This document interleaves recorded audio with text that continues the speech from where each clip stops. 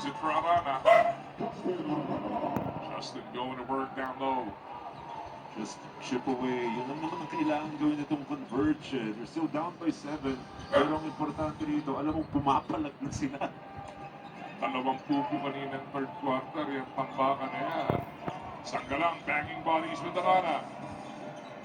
And we can watch this all night long, go Georgie. Oh, 1-on-1, and that is a strong move of you can see Sanggalang using his left hand once again to score 2 points.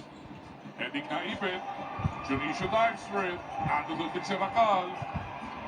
Apat na silang nakahiga. Jump ball ang Benito. To love the battle.